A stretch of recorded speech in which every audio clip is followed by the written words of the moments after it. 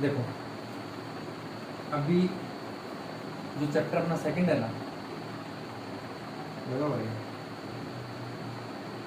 ठीक है, जिसके अंदर अपने को सबसे पहले तो ये देखना है कि एक तो होता है फंडामेंटल, फंडा क्वांटिटी, ठीक है, और एक होती है ड्राइव्ड क्वांटिटी। क्या होती है? फंडा का मतलब जिस फंडे के ऊपर कोई चीज बेस होती है एक तरीके से। तो ये 7 होती है टोटल। कितनी होती है? 7। कौन कौन सी? मास, लेंथ, टाइम एंड करंट ले लेता हूँ, इलेक्ट्रिक करंट, टेम्परेचर ले लिया, चलो, ल्यूमिनियस इंटेंसिटी,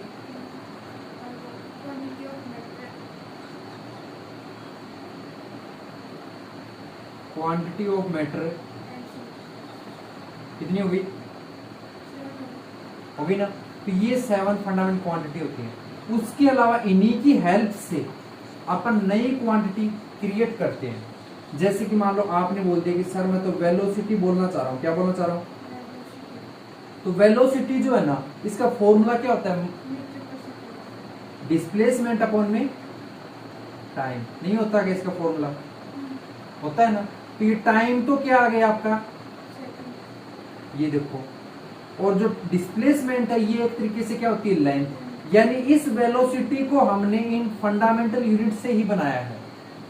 ये दोनों क्या है? फंडामेंटल है। क्या है? जबकि ये कौन है? ये वेलोसिटी एक ड्राइव्ड यूनिट क्वांटिटी है। कैसी क्वांटिटी है? ये क्वांटिटी का मतलब ये जो शब्द होते हैं क्वांटिटी होती है। एक होता है फंडामेंटल यूनिट। क्या होती है? क्वांटिटी तो ये सारी है, ठीक है।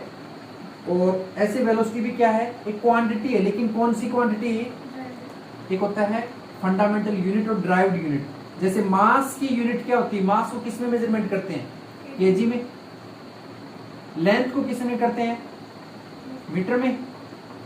टाइम को सेकंड लेंगे, होता तो आवर है, मीटर वो क्या नाम है, सेकंड, मिनट भी होता है। करंट को हमेशा एम्पियर में लेंगे। टेम्परेचर को केल्विन में लेंगे, ठीक है। ज्यादा डिस्कस आगे के चैप्टर में दे रखा है इसका। ल्यूमिनस इंटेंसिटी यानी कि जैसे कैंडला मैंने बताया था कि कैंडल के बारे में ना, वहां से ले सकते हो कैंडला। क्वांटिटी ऑफ मैटर, किसी भी मैटर की क्वांटिटी कितनी है, ये केमिस्ट्री में पढ़ते हो तो मोल होती है। तो ये चीजें होती है फंडामेंटल यूनिट। क्या होती है? और जबकि ये होती है फंडामेंटल क्वांटिटी। और इनकी हेल्प से अगर कुछ बना रहे हो तो उन्हें कहेंगे ड्राइव्ड क्वांटिटी। अगर इनकी हेल्प से कुछ बना रहे हो तो क्या कहेंगे? Derived unit. दोनों में फर्क क्या समझ में आ रहा है? ठीक है। अब जैसे कि हमारा जो ये वर्ल्ड है पूरा, है ना, जहां पर तरह तरह की कंट्री है, मान लो ऑस्ट्रेलिया, अमेरिका, इंडिया, जो भी है, सभी के ऊपर सभी की लोकल मदर टंग है। उसके अलावा भी स्टेट टंग भी है कुछ एक, है ना। तो सभी अपने अपने एरिया के अकॉर्डिंग वर्ड यूज लेते हैं। जैसे मास है, मास का मतलब क्या होता है? किसी का वजन, किसी का वेट, जो उसकी बात कर रहा है, ठीक है। तो यहाँ पर अगर अपन बात करें अपने लोकल एरिया की बात करें, जैसे तूड़ी होती है जो गाय भैंसों चारा डालते हैं वो बड़े, उसका वजन अपन लेते हैं तो अपने दादा परदादा क्या बोलते हैं कि ये कितने मण है, बोलते हैं नहीं बोलते? अब यही चीज जाके मैं कह दूं कि 40 मण जो है और मुझे तूड़ी दे दो अमेरिका वालों को, तो वो समझ जाएंगे क्या? ऑस्ट्रेलिया वालों को कहूं तो समझ जाएंगे क्या? तो इसका मतलब हमें तो पता है कि मण का मतलब क्या है, कि एक मण में 40 केजी होता है ना। लेकिन ये चीज अमेरिका वालों को नहीं पता। वहां का भी हो सकता है कोई लोकल वर्ड ऐसा बना रखा हो, लेकिन सभी कंट्रियों में आपस में कम्युनिकेशन हो सके, कोई बिजनेस कर सके, है ना, चीजों का अदला बदली कर सके, तो इस तरीके से उनको एक स्टैंडर्ड यूनिट बनाएगी। यानी कि कुछ ऐसा यूनिट पेश की गई जिसको बोलते हैं सिस्टम ऑफ इंटरनेशनल। ऐसा ही क्या है, जिसके अंदर खूब सारे सिस्टम बनाए थे, जो 4 है वो फेमस ज्यादा है। एक तो होता है FPS। क्या होता है? F का मतलब क्या है? फोर्स,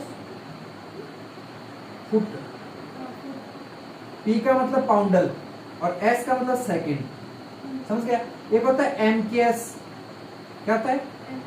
M का मतलब मीटर, K से, S से ठीक है। एक होता है सीजीएस, सी से सेंटीमीटर, एम जी से ग्राम और एस से, समझ रहा ना, छोटी यूनिट के अकॉर्डिंग। और ये एस आई खुद है भी, ठीक है। ये जो है ब्रिटेनियन पत्ती थी, जब स्टार्टिंग में अंग्रेजों की कंट्रियां में ज्यादा वो था ना, उस वक्त एफपीएस पत्ती का यूज करते थे। प्रेजेंट टाइम में एमकेएस ज्यादा फेमस है। याद रखना, पहली चीज आप लेंथ को बता रहे हो, दूसरी मास को, तीसरी टाइम को, ठीक है। समझ में आ रही बातें? तो इस तरीके से हमने इनको वो किया है, क्या एक्सप्लेन किया हुआ है कि पूरे वर्ल्ड में कम्युनिकेशन कैसे किया जा सकता है। तो मेन जो आपकी एमकेएस याद रखना, ओके। अब इनके अकॉर्डिंग हमें कुछ ड्राइव्ड क्वांटिटी, ड्राइव्ड यूनिट वगैरह पढ़नी है, ठीक है। दो सप्लीमेंट्री क्वांटिटियां भी होती हैं। कितनी होती है? सप्लीमेंट्री। एक तो होता है प्लेन एंगल, क्या होता है, और एक होता है सॉलिड एंगल। ये दोनों क्या चीजें हैं? सप्लीमेंट्री क्वांटिटी है। जैसे ये मास क्या है आपका, फंडामेंटल क्वांटिटी है। ऐसे केजी क्या है? यूनिट है। तो ऐसे ही सप्लीमेंट्री यूनिट भी होती हैं। इसका तो होता है रेडियन, क्या होता है? प्लेन एंगल का क्या होता है? यूनिट रेडियन, जो कि आप अपने चैप्टर नंबर 3 ट्रिग्नोमेट्री मैथ में पढ़ते हो। जबकि जो सॉलिड एंगल है, इसका होता है स्टेरेडियन, क्या होता है? ठीक है। तो ये दो अलग से याद रख लेना, जो कि इसी की सप्लीमेंट्री क्वांटिटी को लेंगे, किसी एंगल के ऊपर अप्लाई करें तब, ओके। अब अपन बात करते हैं कि ड्राइव्ड यूनिट के अंदर क्या क्या चीजें होती हैं, वो सब करूं।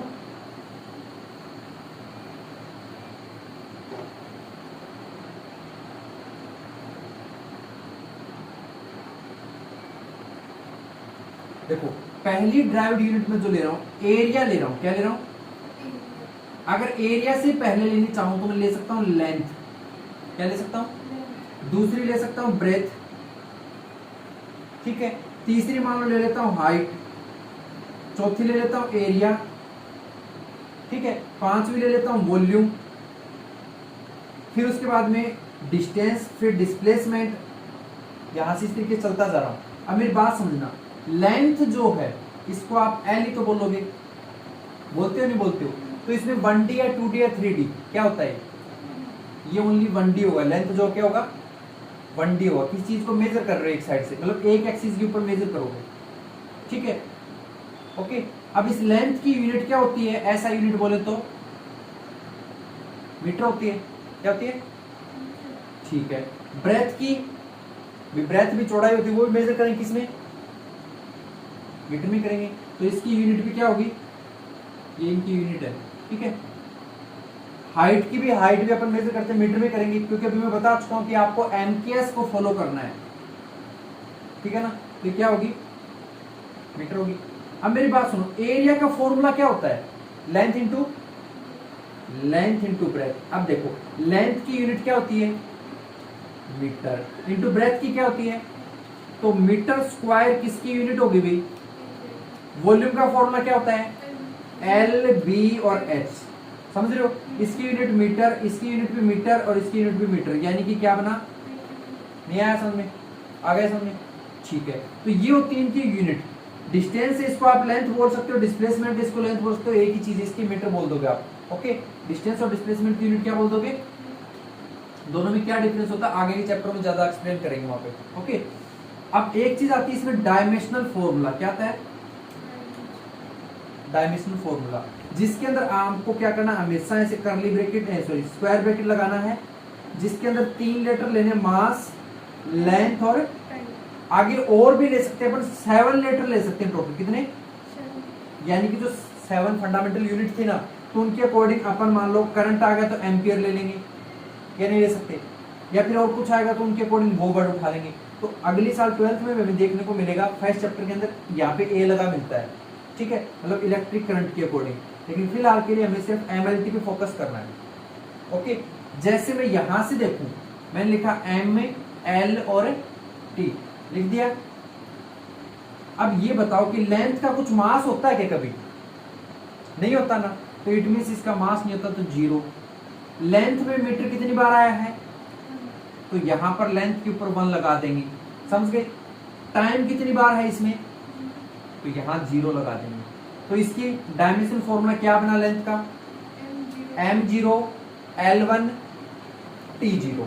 आप चाहो तो सिंपल काफी बार ये भी देखने को मिलेगा ऐसे। इसका क्या बनेगा बताओ, सेम का सेम यही रहेगा क्योंकि मीटर एक बार है, इसमें मास और लेंथ नहीं होंगे, यानी कि m0 L1 T0 सेम का सेम इसमें भी रहेगा। इसका क्या होगा एरिया का, m0 L2, 2 क्यों आया, क्योंकि मीटर 2 टाइम है, ठीक है, ये यूनिट है, ये डायमेंशन फॉर्मूला है। फिर आगे T0, ऐसे वॉल्यूम का करें तो m0 L क्यूब, क्यूब क्यों आ रहा है अभी, क्योंकि मीटर 3 टाइम था इस फॉर्मूले के मुताबिक, इंटू T0 लिख दिया। तो इस तरीके से ये होता है डायमेंशन फॉर्मूला, जो अपने को MLT लिखना होता है, मास लेंथ और टाइम, और इनको इस ब्रैकेट में करते हैं अपन, ठीक है। कुछ और बढ़े आगे तो देखना,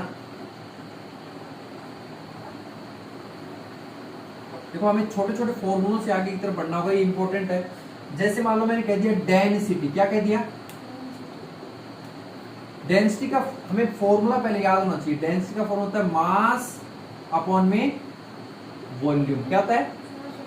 अगर इसकी यूनिट बनाओगे, क्या बनाओगे, ये इसका फॉर्मूला था, ठीक है। अगर मास बोल रहे हो तो मास किस में मेजर करते हो, हमेशा केजी में, तो यहां लगा दोगे केजी, लगा दिया।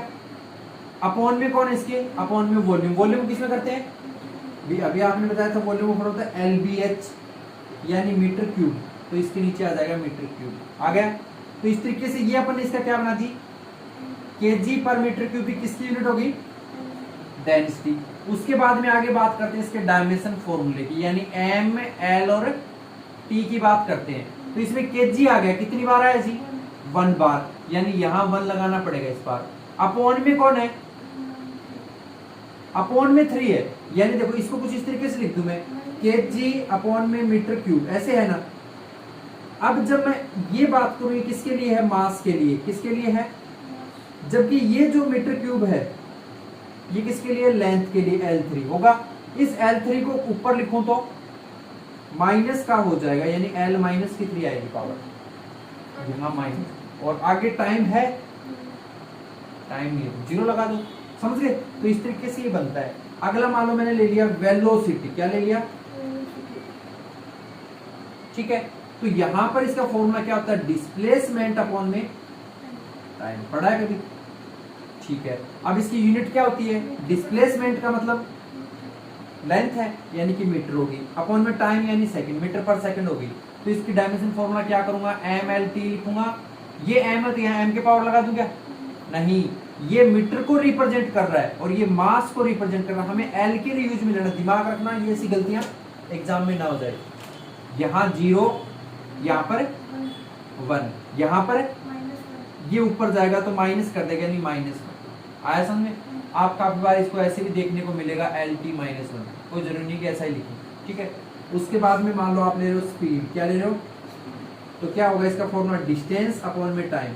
सिर्फ इनके फॉर्मूले में यही पर डिफरेंस होता है, ये वैसे स्केलर वेक्टर क्वांटिटी के अकॉर्डिंग में डिफरेंस है, आगे कर लेंगे, बट उसको फिलहाल अपन इसी पे फोकस कर रहे हैं। तो यूनिट क्या बने इसकी भी, मीटर सेकंड, डायमेंशन फॉर्मूला भी यही रहेगा, क्लियर है, कर लो स्क्वायर ब्रैकेट में बंद। फिर आएगा एससी रिलेशन, क्या आएगा, जो कहता है वेलोसिटी अपॉन में टाइम, ठीक है।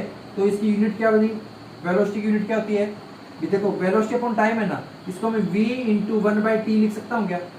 अब इस वेलोसिटी की यूनिट कितनी है, ये लिखा मीटर और अपॉन में पर सेकंड, इंटू 1 है, 1 लिख दिया। इस टाइम के लिए क्या लगाऊं, सेकंड, यानी कि सेकंड कितनी बार है, तो मीटर पर सेकंड स्क्वायर लिख सकता हूँ, या फिर इसे चाहूं तो मीटर पर सेकंड -2 भी लिख सकता हूँ, अगर इस लाइन को हटा दूं तो, है ना। अब देखो इसका डायमेंशन बनाऊं तो M, L और T, तो देखो मीटर है, यहाँ M की पावर क्या कर दूं 0, क्योंकि इस बार आपको ने ध्यान रखा कि लेंथ के लिए 0, इसके लिए 1 कर दिया, इस पे क्या कर दूं, ये बन गया इसका डायमेंशन। आ रहा समझ में कि कैसे डायमेंशन फॉर्मूला क्रिएट किए जाते हैं। अगला मान लो मैंने ले लिया फोर्स, है ना, जो कि फॉर्मूला होता है मास इंटू एक्सीलरेशन। तो इसका मतलब इसकी यूनिट क्या बनी, मास के लिए तो केजी, और एक्सीलरेशन की क्या होती है, मीटर पर सेकंड स्क्वायर होती है ना, तो ये लिखती है इसकी यूनिट। डायमेंशन की बात करें MLT, तो इस बार मास है ना, ये M मीटर पर रिप्रेजेंट है, मास को कर रहा है, तो A क्या आ जाएगा। अब एक्सीलरेशन के क्या होता है उसे ध्यान रख लो, जो भी उसे लिख दो, यही तो था। सिर्फ हमने यहाँ 1 लगा दिया इसकी वजह से, समझ गए। तो इस तरीके से आप खूब सारे फॉर्मूले निकाल सकते हो। मैं कुछ फॉर्मूले लिख देता हूँ, कल डायमेंशन फॉर्मूले घर से निकालना, ठीक है। कर दूं रेज, सिर्फ फॉर्मूले लिखूंगा, डायमेंशन खुद बनाना।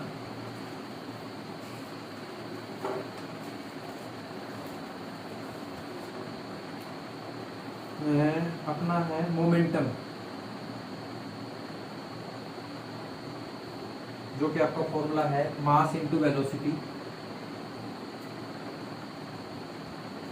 अगला है पावर, जो कि आपका है पावर का वर्क अपॉन में टाइम। हाँ, अगला है आपका हाँ प्रेशर, क्या बोल रहे हो? हाँ वर्क को किस तरीके से, वर्क का एक मिनट को वर्क का लिखवा देता हूँ। प्रेशर होता है फोर्स अपॉन में एरिया, वर्क जो होता है फोर्स इनटू डिस्प्लेसमेंट। क्या होता है? पढ़ा होगा फॉर्मूला। फिर है आपका प्रेशर हो गया, एक होता है स्ट्रेस, ये आगे के सेकंड पार्ट के अंदर है कुछ फॉर्मूले। स्ट्रेस जो है फोर्स अपॉन में एरिया, उसके बाद में है आपका सरफेस टेंशन, ये भी आगे के टॉपिक है सारे इसी बुक के, ही आगे यूज में लेंगे बस इनको। ये होता है फोर्स अपॉन में लेंथ। फिर आपका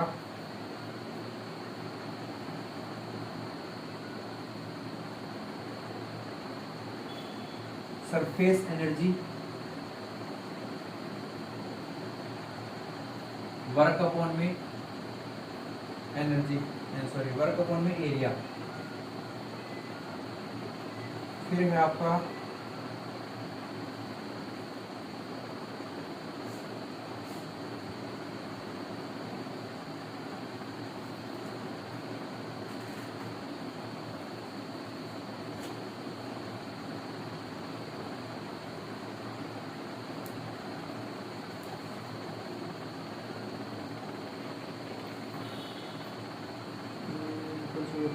एनर्जी।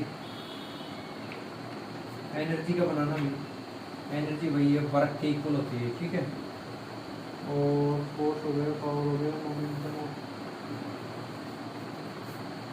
एक होता है टॉर्क, ये आगे पढ़ेंगे टॉपिक तब डिस्कस कर लेंगे। फोर्स इनटू परपेंडिकुलर डिस्टेंस, मतलब टॉर्क है एक तरीके से वर्क का ही फॉर्मूला लेके आ रहा है अपने साथ।